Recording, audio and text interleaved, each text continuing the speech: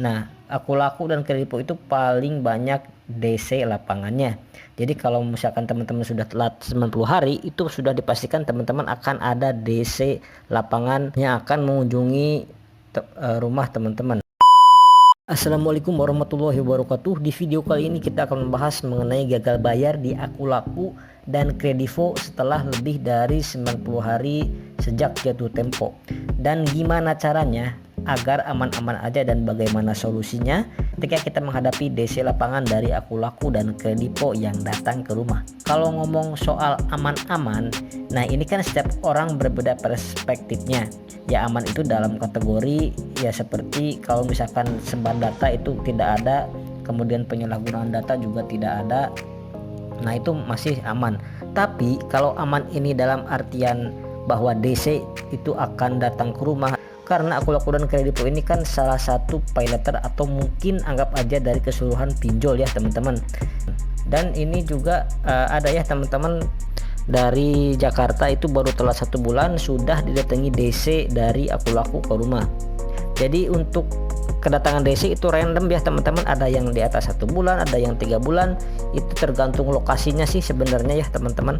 Dan informasi yang saya dapatkan dari teman-teman yang sudah gabay di pinjol Aku Laku Kredivo itu DC-nya tuh sopan-sopan, baik-baik. Jadi mereka itu kan DC yang sudah mempunyai sertifikat ya teman-teman, bukan DC abal-abal. Kadang banyak yang berpikir, wah ini perasaan DC tersebut itu galak dan kasar, padahal tuh enggak ya teman-teman. Nah jadi untuk teman-teman itu enggak perlu takut akan diingatkan oleh DC. Anggap aja DC itu datang ke rumah teman-teman itu untuk silaturahmi aja, bukan berarti teman-teman harus membayar tagihan di Aku Laku ataupun di Kredivo. Seperti itu ya teman-teman. Karena ini banyak sekali yang bertanya ya teman-teman, yang mana sekelas Aku Laku itu kan DC-nya sudah tersebar di seluruh hampir Indonesia. Tapi kok bisa sih DC-nya itu enggak datang padahal sudah telat bayar selama 7 bulan lamanya. Dan lokasinya juga di kota ya teman-teman, bukan di luar Pulau Jawa tapi di kota besar seperti di Bandung, Surabaya, Semarang, Jakarta dan lain sebagainya. Nah ini kok bisa? Setelah kita coba cari tahu hal-hal seperti ini, biasanya itu mungkin banyak sekali faktor ya. Di antaranya banyak di daerah tersebut memang itu hutangnya lebih besar dan galbanya sudah jauh lebih lama.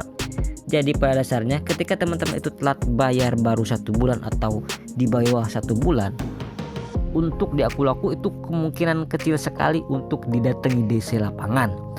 Namun untuk teman-teman yang sudah lewat 3 bulan ke atas di kota-kota besar, itu akan didatangi DC pinjaman online Aku Laku.